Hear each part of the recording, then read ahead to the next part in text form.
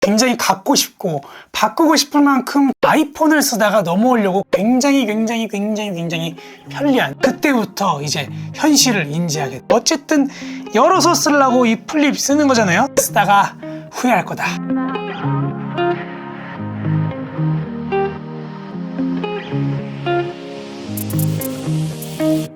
여러분 안녕하세요, 당태입니다. 오늘은 드디어 갤럭시 Z 플립 3에 대한 이야기를 해보려고 합니다.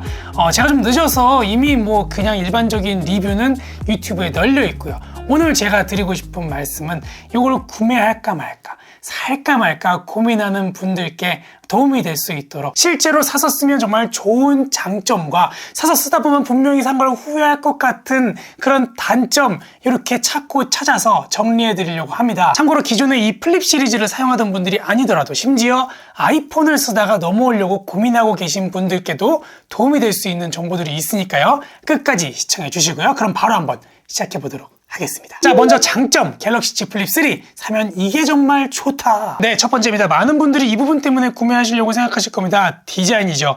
디자인이 정말 예뻐졌어요. 이번에 진짜 다양한 색상들이 나왔죠. 팬텀 블랙, 크림, 그린, 라벤더 색상이 있고요. 삼성닷컴 단독으로는 3가지 컬러가 더 추가가 되네요. 이렇게 플랫한 옆면과 무광 처리된 곳곳에 이런 표면들이 고급스러움을 더해주는 것 같아요. 이번에 이 플립 3의 디자인이 사실 정말 가장 큰 장점인 것 같아요. 사실 이거면 다 얘기 끝난 것 같아요. 뭐 디자인이 최고다, 뭐 기능은 다 거기서 거기다 하고 생각하시는 분들은 그냥 좋아요만 누르고 이 영상 나가셔도 됩니다. 좋아요 안 누르시면 못 나가요. 네, 두 번째, 이번에도 역시나 디자인에 많은 영향을 주고 있는, 자, 요 커버 디스플레이죠. 전작보다 거의 4배 이상 커졌죠. 그러다 보니까 단순히 시계를 보기에도 좋고 배경화면을 예쁜 걸로 넣고 사용하기에도 좋아요. 특히 GIF가 지원돼서 좀 다양하게 개성 있게 꾸밀 수가 있더라고요. 그리고 활용도도 훨씬 좋아졌습니다. 장문의 메시지나 메일 같은 게 와도 큰 불편함 없이 확인할 수가 있고요. 셀피 촬영도 가능합니다. 물론 상대방을 찍을 때 동시에 상대방도 자기 얼굴을 확인할 수 있도록 동시에 이렇게 카메라가 나오게도 할 수가 있고요. 나중에 조금 더 지나면 이 커버 스크린이 이 앞에 전체를 다 채우는 날이 오겠죠. 그러면 훨씬 편하게도 사용할 수 있을 것 같네요. 자, 그럼 이번에 이 내부로 들어가 보도록 하겠습니다. 먼저 이 폴더블 시리즈의 가장 큰 특징이죠. 이렇게 접어서 사용할 수가 있다는 거죠. 플렉스 모드입니다. 이렇게 뭐 유튜브 같은 걸 보다가 이런 식으로 살짝 접으면 바로 이렇게 위아래가 나눠지는 걸 볼 수가 있어요. 그래서 이렇게 두고 그냥 이런 식으로 뭐 댓글을 확인한다던가 다른 정보를 바로 확인할 수가 있는 거죠. 특히 여러분 사진을 찍을 때 정말 좋죠. 이렇게 딱 하면은 바로 이렇게 나눠지죠. 이렇게 해서 뭐 셀카를 찍기에도 정말 좋아요. 이런 식으로. 네, 이런 식으로 셀카를 찍기에도 좋고, 이렇게 로우 앵글로 밑에서 찍기에도 좋고요. 또 무선 충전하면서도 쓸 수가 있고, 뭐 인강 같은 걸 듣거나 영상 볼 때는 정말 편리하고요. 그리고 이렇게 거울을 볼 때도 사용할 수가 있죠. 그러면 이 플렉스 모드 설정을 한번 해보도록 하겠습니다. 이렇게 설정에 들어가셔서 유용한 기능이 있죠. 여기에 실험실이 있습니다. 이 실험실을 보면 플렉스 모드 패널이라고 있습니다. 여기 보시면 플렉스 모드 지원됨, 지원 안 됨이라고 있는데, 지원되는 거는 그냥 항상 지원이 되는 거고요. 지원 안 되는 건 아예 지원이 안 되는 겁니다. 그런데 여기서 이렇게 게임 런처 내 파일 이렇게 켜고 끄고 할 수가 있는 게 있어요. 이건 당연히 켜면 되는 거고 끄면 안 되는 거겠죠. 예를 들어서 뭐 메시지 이렇게 해볼게요. 메시지 켜져 있죠. 메시지로 들어가 보도록 하겠습니다. 여기서 살짝 이렇게 접으면은, 네, 이런 식으로 밑에 기본적인 패널이 나옵니다. 아까처럼 막 이렇게 여러 가지가 지원이 되는 앱이 아니면은 여기 밑에 기본적으로 쓸 수 있는 이 상단 창을 건드려야 쓸 수 있는 것들 있잖아요. 뭐 예를 들어서 이렇게 알림 창을 본다든지, 이렇게 화면 캡처를 한다든지, 화면 밝기를 조절한다든지, 음량을 조절한다든지, 이런 식으로 조절할 수가 있는 게 있습니다. 그리고 여기 이렇게 키보드를 누르면 키보드가 밑에 이렇게 뜨게도 되고요. 네, 이 플렉스 모드 실제로 쓰다 보면 정말 자연스럽게 정말 유용하게 사용할 수가 있으니까요. 기억해 주시고요. 그리고 이 플렉스 모드가 편하게 되는 이유가 뭘까요? 네, 바로 이 디스플레이가 꽤 길기 때문이거든요. 화면 비율이 보통 다른 제품들에 비해서 꽤 길다는 부분이, 이 부분이 장점이 됩니다. 문서를 볼 때도 그렇고 SNS를 할 때도 그렇고 유튜브 댓글을 볼 때도 한 번에 많은 자료를 볼 수 있다는 게 아주 큰 장점입니다. 물론 가로로 해서 영상을 볼 때는 양옆이 손실이 되긴 하지만 다른 휴대폰에는 없던 그런 여유 공간이기 때문에 불편한 부분은 딱히 아니라고 생각이 됩니다. 그러니까 이렇게 화면 분할을 해서, 분할 화면을 열기, 네, 이런 식으로 화면 분할을 해서 사용을 해도 별로 그렇게 불편하지 않게, 어색하지 않게, 네, 쓸 수가 있다는 거죠. 여기서 뭐 또 한 가지가 있다면 이런 식으로, 네, 팝업 창도 이렇게 띄어서 쏠 수가 있죠. 그리고 다음으로 제가 이전 시리즈랑 비교해 본 게 아니라서 어느 정도인지 자세하게 설명은 어렵지만 이 힌지 부분이 있죠. 이 힌지 부분에 이 탄성이라고 해야 되나요? 요 펼쳐지는 딱 요 부분, 이게 각이 조금 더 넓어졌어요. 그러니까 더 많은 각도에서 화면을 고정시킬 수가 있다는 거예요. 이 전작 플립 시리즈 같은 경우에는 이렇게 딱 놓고 영상 보기 가장 좋은 각도에 딱 두면은 갑자기 휴대폰이 팍 펴졌다고 하더라고요. 그런데 이번에는 이 각도를 조금 더 늘려서 뭐 요 정도도 되네요.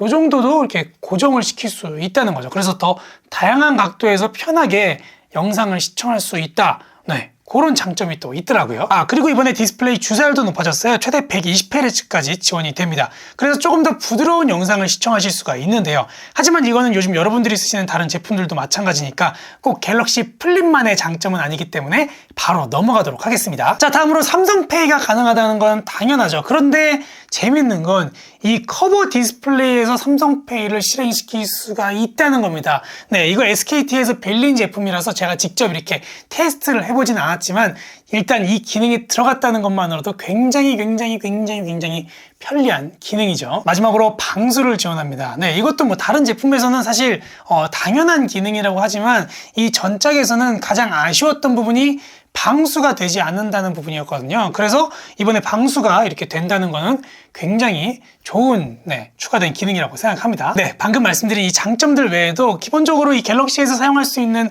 그런 유용한 기능들, 편의 기능들 다 사용할 수가 있으니까요. 뭐 구매하시면 굉장히 유용하게 또 예쁘니까 또 그렇게 사용하실 수 있을 것 같네요. 네, 이 정도 장점이면 뭘 고민합니까? 사야죠. 사세요, 여러분. 그런데 그 전에 단점, 그 다음부터 말씀드리는 이 단점부터 듣고 고민하셔도 될 것 같습니다. 자, 그러면 이제 단점. 네, 갤럭시 Z 플립 사면 이것 때문에 쓰다가 후회할 거다. 자, 먼저 첫 번째, 이 접고 펼치는 작업이 은근히 번거롭고 귀찮습니다. 뭐가 오면 잡고 이렇게 펼쳐야 되는데 바로 확인하기가 어려워요. 물론 이 커버 디스플레이가 전작보다 커져가지고 뭐 이렇게 뭐 알림 같은 거 이렇게 메일도 볼 수 있고 편리해진 건 사실이지만 다양한 활용을 하기에는 여전히 작기는 작죠. 어쨌든 열어서 쓰려고 이 플립 쓰는 거잖아요.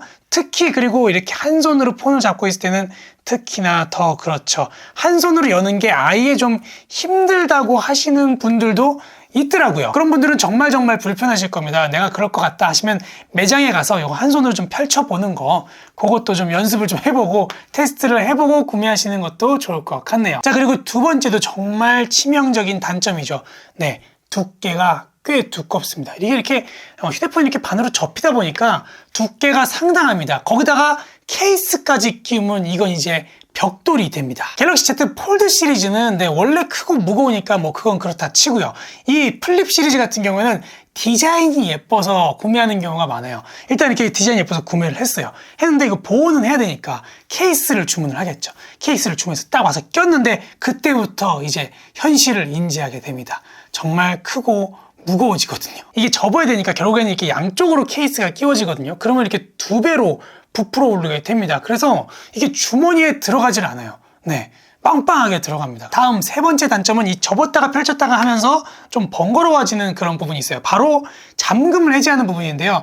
안면 인식, 얼굴 인식은 괜찮아요. 얼굴 인식은 바로 이렇게 풀립니다. 네, 얼굴 인식은 열면은 그냥 바로 이렇게 풀리니까요. 그런데 요즘에 마스크 쓰고 다니잖아요. 그러다 보니까 이 지문을 쓰게 되는데 이거를 알림이 왔어요. 그러면 이걸 열어서 지문을 한 번 더 대주고 열어야 되는 겁니다. 그리고 이게 참 애매한데요. 이게 잠금 버튼이 이 위쪽에 있거든요. 펼침은 이 위쪽에 있습니다. 그러다 보니까 지문 인식 센서를 대는데 이렇게 펼쳐서 이렇게 지문을 올려서 이렇게 돼야 됩니다. 기존의 다른 휴대폰들은 바로 이렇게 들면서 여기다 지문을 바로 대거나 아니면 바로 여기다 지문을 대면 그냥 열리는데 말이죠. 이게 쓰다 보면 은근히 좀 불편할 때가 있습니다. 네, 그럼 이번엔 이 디스플레이로 한번 들어가 보도록 하겠습니다. 이거는 갤럭시 Z 폴드에도 해당이 되는 부분인데요. 잘 아시겠지만 접고 이렇게 펼치다 보니까 화면 가운데에 이런 식으로 주름이 있죠. 이거 주름은 뭐 유명하죠. 근데 이거 은근히 신경 쓰인다는 분들이 있어요. 언제냐?